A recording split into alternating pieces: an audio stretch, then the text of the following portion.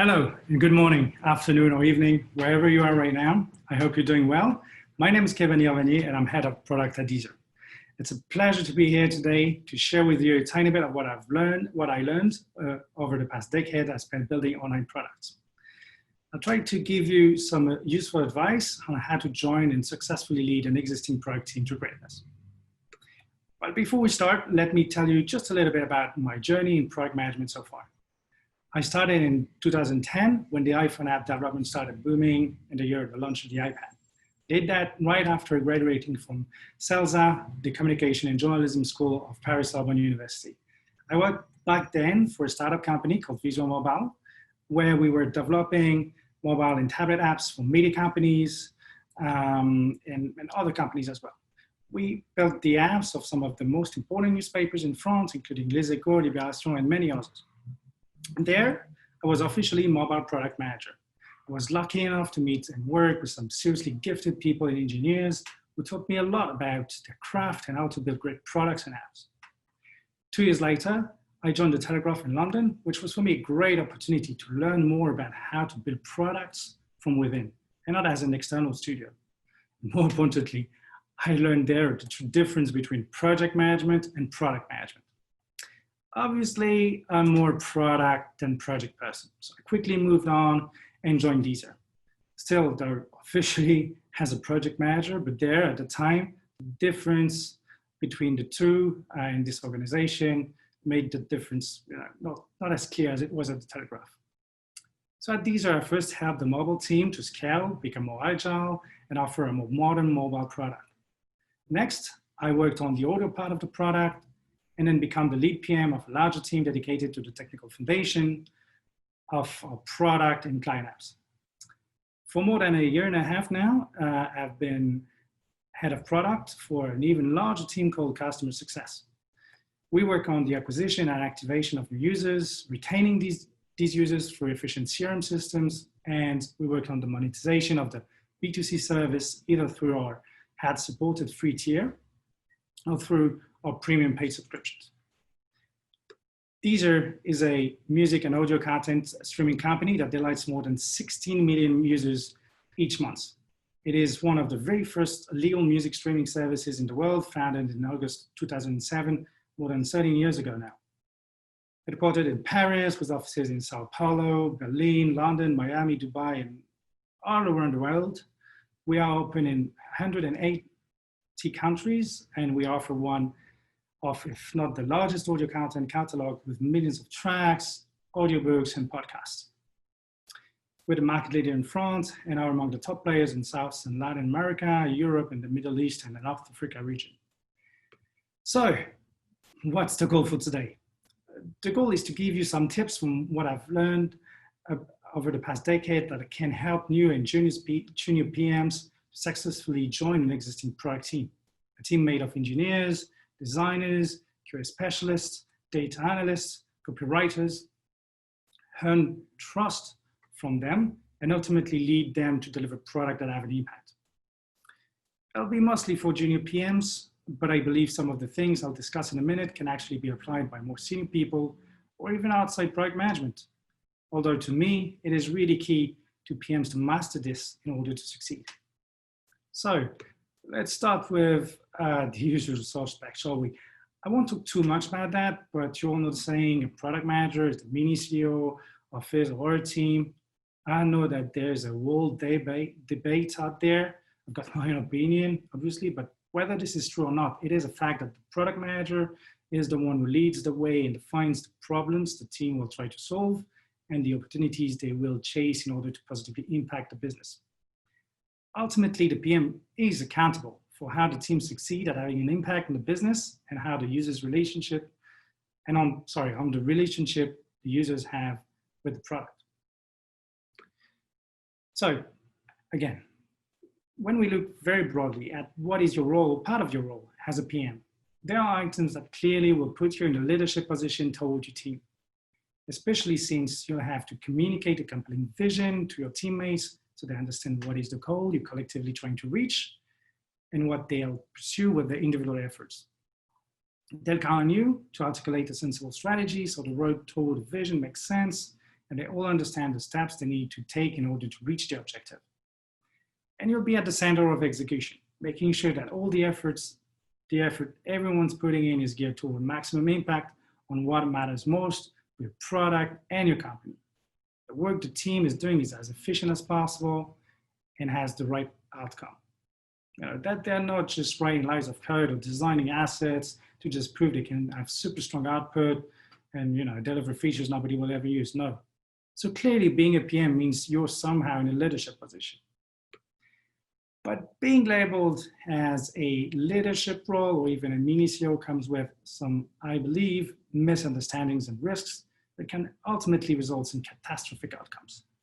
And when you join a team as the new PM, it can be tough to find your marks and drive impact, to lead an existing team without either feeling overwhelmed or just becoming the disruptor in chief everyone hates in the company.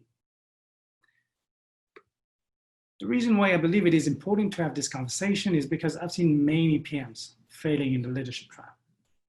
And not only juniors, to be honest.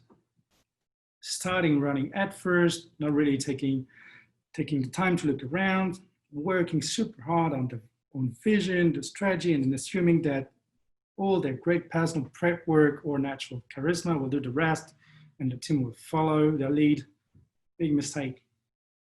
I've also seen UPM just being bluntly arrogant, but the point is, when you join the team, don't rush trying to be a leader. Instead, aim to be a zero.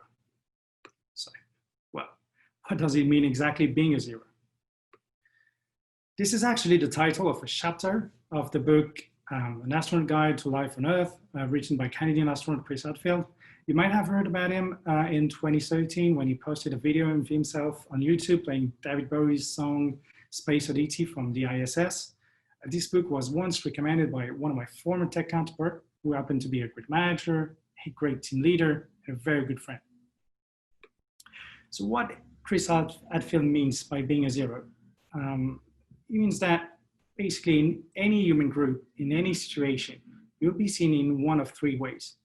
A -1, actively harmful, someone who creates problems, slows down the team, or as a zero. Your impact is neutral and doesn't tip the balance one way or the other.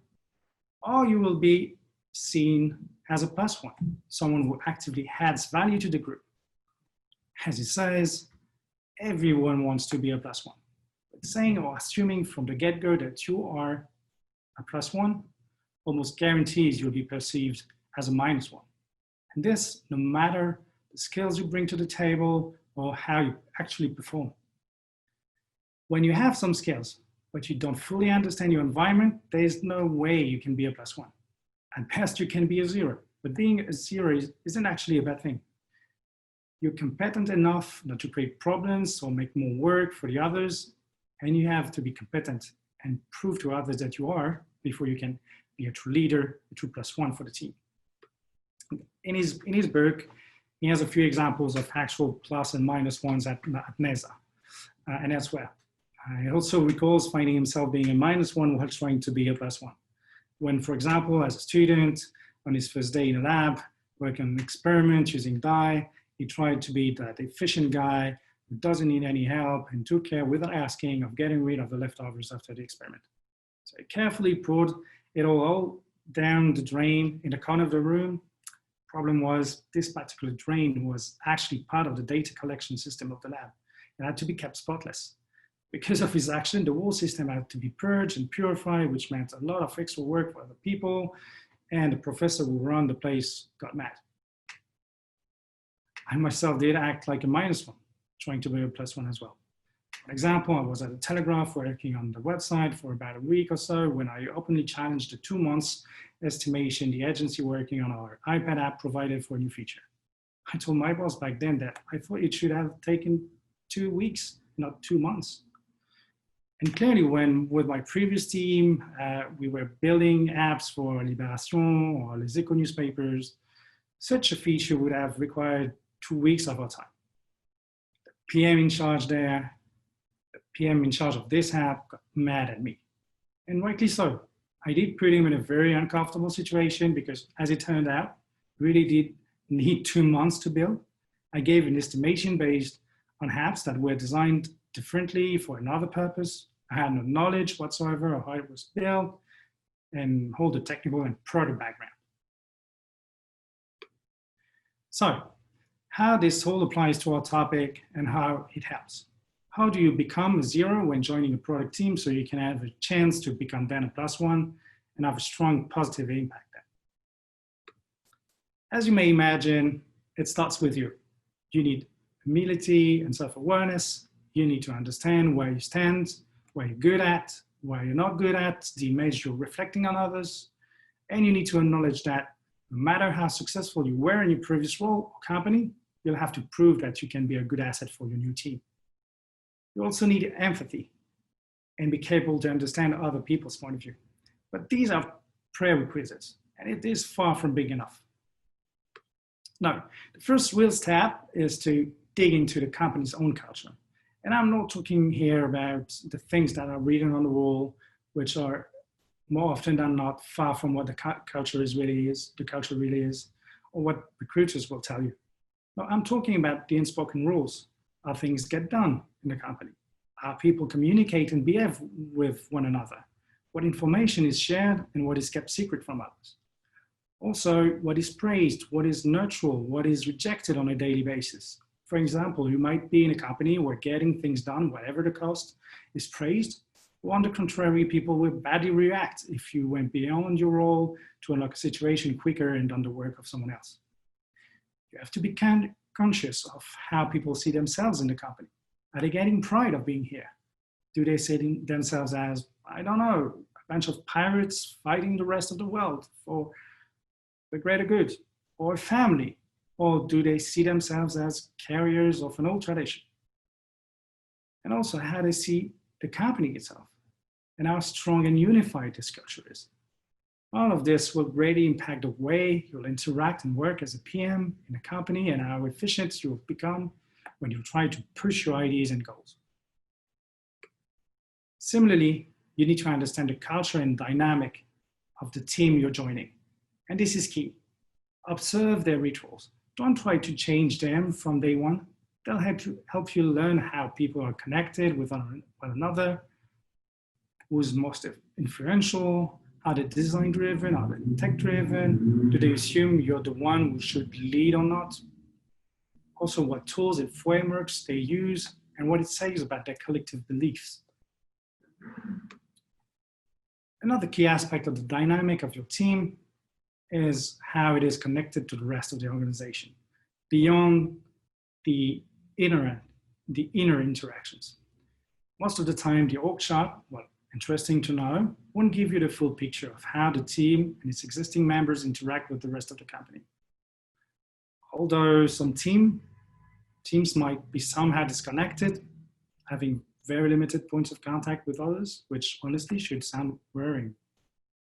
Product teams have usually many interactions with multiple business units or groups within the organization. Looking into this dynamic, how members of the team are connected with the outside can bring key insights on the level of trust there is with other groups, potential dependencies you would have to deal with, how the decision-making process is influenced beyond the traditional line of command. Maybe the work of the team you joined is more influenced by one external group than directly by the management. Maybe it is competing with another team. Identifying the connectors within the team and the brokers within the company, and by broker I mean those who will connect multiple groups together, identifying this is an invaluable asset that allows a PM to do its best work. Not only it saves time, it can also influence positively the outcome of the work your team will produce. And also, the more your team is connected and trusted, or the more you connect your team, the more likely you are to produce truly creative and impactful work. So, the culture, the team's dynamic, the network are one thing. But obviously, when you join a team, all of this is not done while being passive. You have a role to play. And while a PM can easily see yourself as a captain or a future captain, acting like a sports team coach is actually a better start, I believe. I believe that for a long time, and I recently read a Medium post written by Brandon Chu, who was GM platform at Shopify, who said just that, PMs accomplish everything through others, and that therefore there is probably no better analogy than this one. So what a sports team coach does, she supervises training sessions, she provides context and key information to our players about the next game or competition they're playing, the opposition they'll face. She set up the strategy and makes sure every players understand it, are aligned and careful to execute in a variety of scenarios. She also ensures that the team's morale is high as possible and the dynamic is good. And finally, she focuses on optimizing collective and individual potential and abilities. From the stance as a simple spectator, you usually recognize the best team coaches by these two factors. The team remains in control and shows no sign of stress, whatever the circumstances. Basically, the tactic side of things seems to be known and practiced well enough. There is a plan for any situation. The players always know what to do. And then the individual players are in the best conditions. They play in their favorite position and even individually overperform. And so for your team members to play their best, to overperform, as a coach, you need to understand what are their strengths, weaknesses, best positioning, level of seniority and experience, how they currently fit in the team, what truly motivates them, and how you can complement and help. You obviously don't work with rookies the same way you work with experienced and autonomous people. You don't necessarily share the same level of information, you don't provide the same level of autonomy, you don't try to display the same level of authority. For example, if tomorrow you're the new head coach of, let's say, Barcelona Football Club, I guess you won't start by telling Lionel Messi how to dribble the ball around. No, you'll probably share about the system in place and ask him for advice, since he knows the team and the field. You could even eventually, if you feel that he is an exceptional captain, let him clearly take the lead on some key decisions. So, the same way you don't teach Messi or Ronaldo how to play football, don't tell your developers how to code. Unless you were recently an engineer in the team prior taking on the PM role, or your team explicitly asks you to do it, don't get involved in coding. And even more, challenge the technical execution only through questioning, using the 5 whys technique, for example. Don't tell them how to code. If you don't know the code base, your input on how to technically build the thing will most likely be useless or even counterproductive. Respect the craftsmanship of your engineers and other teammates too, the designers. For example, you need to understand what a good design means in your domain, why things are built the way they are, but you don't have to be skilled in this yourself. And this is why, by the way, the reason I believe you don't need to code to be a good PM. What you need, though, is to understand the logic, the constraints, the technical environment developers and others in your team play with. So as you listen to your customers, also you listen to your team. While you work on understanding the team, use the existing knowledge and time when defining your goals and product. And this, whatever the seniority of skills. Of course, you won't do it the same way whether you have a team ready to fully take charge or one that requires more guidance. But you need them to feel involved. They must be players, not pawn. You need to share the ownership with them. Ask them to challenge your plans, your vision, your strategy. Use their experience within the team and the company to maximize your collective chances of success. And finally, a good way to succeed at joining a team in being a force of good for it is to acknowledge that the fact that you won't get everything right from day one. So see your onboarding and you will like a product. Experiment, try different approaches, be open and transparent about it. Measure the outcome of what you do, define smart OKRs for yourself and ask for candid feedback from your team and fellow PMs. And keep working on improving what you do good to do it even better and stop doing what doesn't work. Okay, so at this point, some of you might still wonder why you believe all this is so important. I give you a few mild examples earlier, but let me tell you 2 stories about becoming a true -1. I won't give names or specific details for obvious reasons, but these are true stories. The first one was probably one of the most skilled product person I ever met. Great problem solver, true creative person, intense when talking about product, and a great PM for his team. Actually, in his product team, this guy was a true plus one for a moment, motivating the team to really be on a mission to have an impact on the scope, but he totally ignored two key aspects. He didn't try to understand the company's culture and worked in some sort of isolation, and he failed to understand the network he was in and to identify who were the influential people beyond the actual org chart. First issues did happen quickly when he started to need other teams to move forward. Because he was not listening, trying to force his way through, he irritated a lot of people. And as a result, his team velocity and impact started to be impaired. Then he identified some key and true issues within the business and the product.